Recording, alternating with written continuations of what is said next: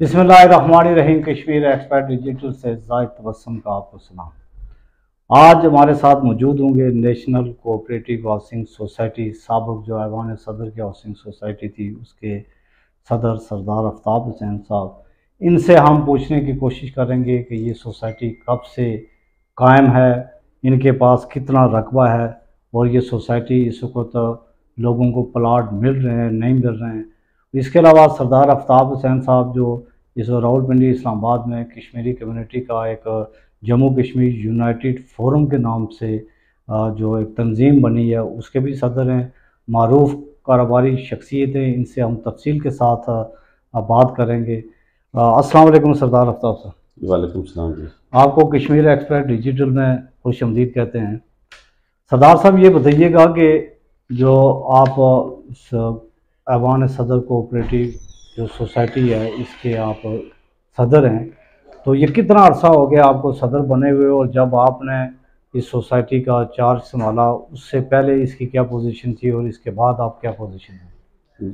सबसे पहले तो मैं कश्मीर एक्सपर्ट डिजिटल का शुक्रिया अदा करता हूँ कि उन्होंने आज मुझे ये मौका फराहम किया कि मैं अपनी सोसाइटी के हवाले से और अपने ख्यालात अपने मेंबरान और उन लोगों के सामने रखना चाहूँगा। ये जो नेशनल कोऑपरेटिव सोसाइटी है साबिक़ ऐवान सदर, ये तकरीबन मुझे 1.5 साल हो गया एज ए प्रेसिडेंट इसका चार्ज लिए हुए। जब मैंने ये चार्ज लिया था तो उस वक़्त ये सोसाइटी की जो लेआउट प्लान था वो CDA में प्रोसेस में था।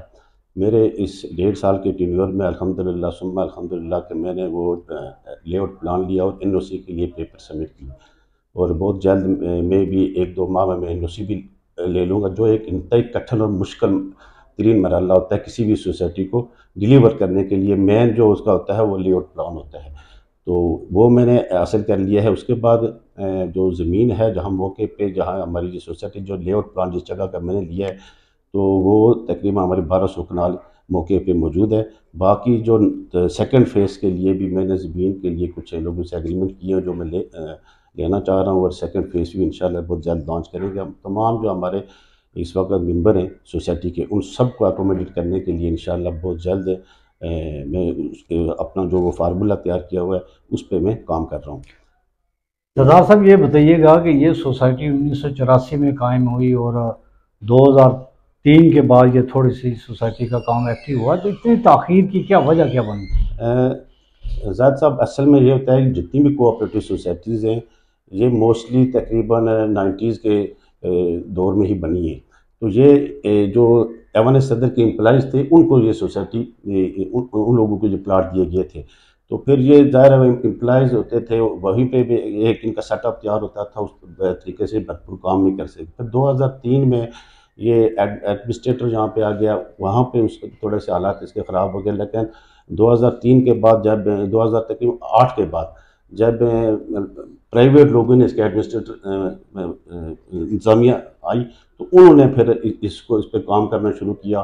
तो अल्हम्दुलिल्लाह इस तरह बहुत सारी कोऑपरेटिव सोसाइटी जो बिल्कुल ख़त्म हो चुकी है, लेकिन ये एक वाहिद सोसाइटी थी कि इसके जो हमारी साबिक़ा मैनेजमेंट थी जिसमें हमारे जो साबिक़ा सदर है सरदार इमजद साहब, तो उन्होंने बड़े वो क्या कह सकते दानिशमंदाना तरीके से सोसाइटी को बचा के भी रखा और इसके एसेट को भी बचा के रखा।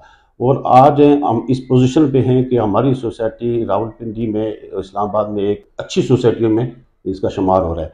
तो आज भी इस सोसाइटी में जो फाइल्स हैं जो प्लाट्स हैं वो प्रॉफिट चल रहा है, जबकि बहुत सारी सोसाइटियाँ जो बिल्कुल नाम और निशान तक नहीं रहा। तो अल्हम्दुलिल्लाह कुछ आपको पता हालात भी इस तरह के थे, लेकिन अल्हम्दुलिल्लाह अब हम उस स्टेज पे पहुँच चुके हैं कि जहाँ पे हम लोगों को डिलीवर करने जा रहे हैं। इसके मेंबर कितने हैं आपकी सोसाइटी के मेंबर? इस वक्त हमारे 3800 मेंबर हैं, तो जिसपे से कुछ नॉन एक्टिव मेंबर हैं, तो तकरीबन 26-2700 हमारे एक्टिव मेंबर इस वक्त मौजूद। ये आपकी सोसाइटी का ये NOC कब तक मुतवक्को है? NOC में भी इंशाल्लाह 1-2 माह में हम NOC। मेंबरान को आप क्या इस मौके पर को खुशखबरी देना चाहते हैं? मेंबरान के लिए सबसे तो पहले हमने उनकी ये खुशखबरी है कि हम बहुत जल्द तकरीबन एक आध महीने में हम AGM बुलाएंगे, तमाम मेंबरान की एक मीटिंग बुलाएंगे सालाना। उसके बाद हम बैलेटिंग करके तो फर्स्ट फेज़ में जो पोजीशन वाले प्लाट हैं वो तकरीबन हमें 400 के राउंड अबाउट हम पोजीशन प्लाट देंगे। उसके बाद नॉन पोजीशन हमने जो रिवाइज प्लान जो जमा किया हुआ है CDA में, उसके तहत तकरीबन 700-800 प्लाट वो देंगे, तकरीबन 1000-1200 प्लाट अपने स्टीनियर में। सरदार साहब ये बताइएगा कि आप एक सियासी कारकुन भी हैं और फलाई कामों में भी आप बढ़ चढ़ कर हिस्सा लेते हैं। एक आम इंसान से यहाँ तक आप पहुँचे, एक कामयाब इसको बिजनेसमैन हैं, तो क्या रास्ते में कोई रुकावटें वगैरह आई हैं? देखें जायद साहब, जब इंसान स्ट्रगल करता है तो रास्ते में रुकावटें तो डेफिनेटली आती हैं। तो बिज़नेस के हवाले से मैं ज़ाहिर है इससे पहले तकरीबन 12-13 साल दुबई में रहा, वहाँ पे मैंने एक अपना बिज़नेस किया। उसके बाद यहाँ पे आके मैं रियल इस्टेट के साथ वाबस्ता रहा, इन्वेस्टमेंट करता रहा, कारोबार करता रहा। तो मैंने ज़ाहिर है एक वो बड़ा वो कठिन दौर भी देखा है।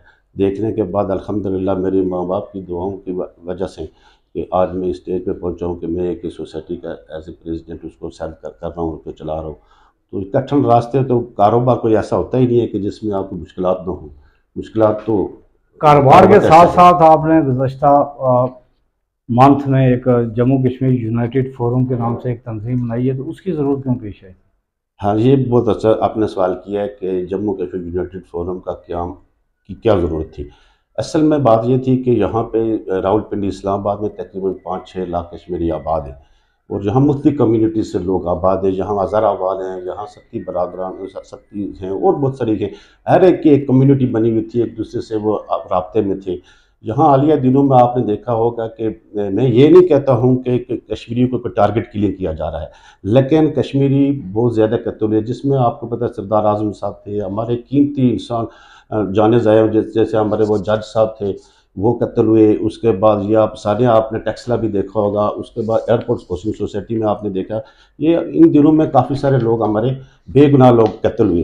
तो जब हम उनकी डेड बॉडी के लिए उठाने जाते थे या कोई उनके पास कोई उनका बंदा नहीं होता था, तो हमने ये सोचा कि हम एक इस तरह की कम्युनिटी बना लें कि हम एक दूसरे के दुख दर्द में उनके शामिल हो सकें, और उनकी जो ज़िंदा मसाइल हैं जो इस वक्त रावलपिंडी में इस्लामाबाद में उनके ज़िंदा मसाइल हैं, उनके साथ हम खड़े हो सकें और हम इन कश्मीरियों को जोड़ें, ताकि कम अज़ कम हमें ये पता हो कि टेक्सला में हमारे लोग कौन रह रहे हैं, चकली रोड में कौन लोग हैं, गोरी टाउन में कौन है, इस्लामाबाद में कौन लोग आबाद है, ताकि हमारा एक आपस में चैन बना रहे और एक दूसरे के गम खुशी और दुख दर्द में शामिल। क्या सरदार आजम साहब के कातिल गिरफ्तार हुए हैं? जी, मेरे ख्याल में अभी तक वो गिरफ्तार नहीं हुए, क्योंकि वो एक लंबा प्रोसेस है।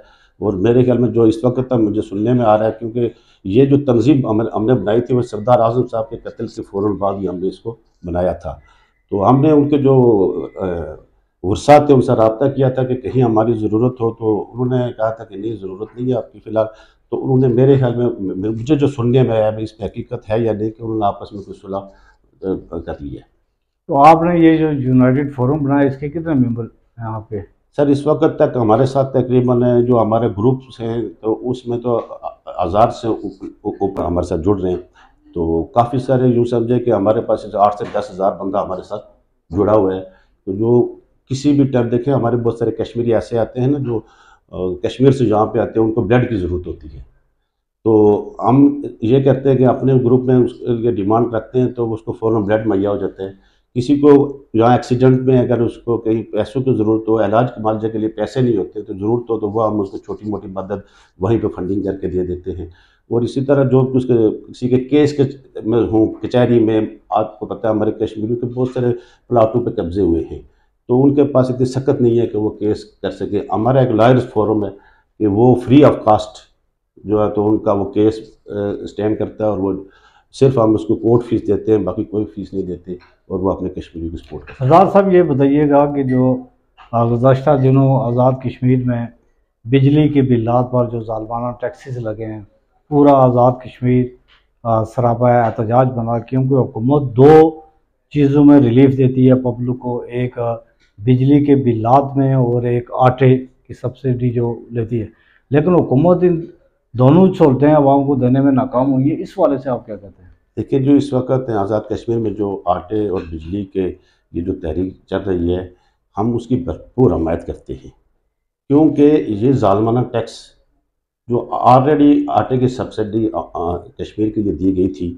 वो ख़त्म कर दी गई थी। हम ये चाहते हैं कि उसी तरह उसको बहाल किया जाए। और जो बिजली का इशू है तो वो आप समझते हैं कि हमारी तकरीबन 3000 मेगावाट बिजली हम लोग पैदा करते हैं, और हमारी जस्ट मेरे ख्याल में 300-400 मेगावाट बिजली की ज़रूरत है, जो पाकिस्तान में किसी एक बड़ी फैक्ट्री की ज़रूरत होती है, वो पूरे कश्मीर की ज़रूरत है।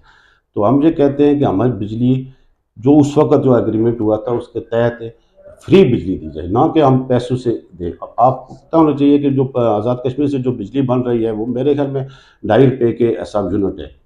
तो वो 2.5 रुपये एसआब यूनिट हम जहाँ से फिर खरीदते हैं 60-70 रुपये के हिसाब से। तो जो रॉयल्टी है हमारी, वो रॉयल्टी का हम बिल्कुल वो मांग करते हैं। और ये इक़्तिदार में लोग बैठे हुए हैं, उनसे कहते हैं कि आप जो गरीब आवाम में बेजा टैक्स हैं ये ख़त्म किए जाएँ, और इनको बुनियादी सहूलतें, सेहत, तालीम और क्या कहते हैं ये जो टैक्स हैं ये ख़त्म करके उनको बेहतर ज़िंदगी दी जाए।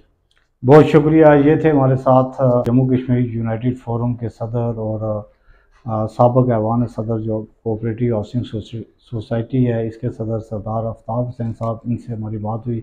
इनका ये कहना था कि जो हमने रावलपिंडी इस्लामाबाद में जम्मू कश्मीर यूनाइटेड फोरम के नाम से जो तंजीम बनाई है, इसकी कोई सियासी मकसद नहीं है, ये आवाम की फलाह बहबूद के लिए बनाई है। कि गुज़श्ता कई माह से जो कश्मीरियों का यहाँ कत्ले आम हो रहा था, हमारी कश्मीरी कम्युनिटी के प्लाट्स पर कब्ज़ा किया जा रहा था, हम अपने लोगों को रिलीफ देने के लिए एक प्लेटफार्म पर इकट्ठे हुए। इनका ये भी कहना था कि जो हमारी कोऑपरेटिव हाउसिंग सोसाइटी है, जो साबका ऐवान सदर के नाम से है, कि उसमें जो उसके मेंबर हैं उनके लिए भी इन्होंने खुशखबरी दी है कि बहुत जल्द इस सोसाइटी की एनओसी भी आ जाएगी और हम लोगों को प्लाटों की पोजीशन देने की पोजीशन में आ जाएंगे। देखते रहिए कश्मीर एक्सप्रेस डिजिटल। अपने मेज़बान जाहिद तबस्सुम को इजाज़त दीजिए। अल्लाह।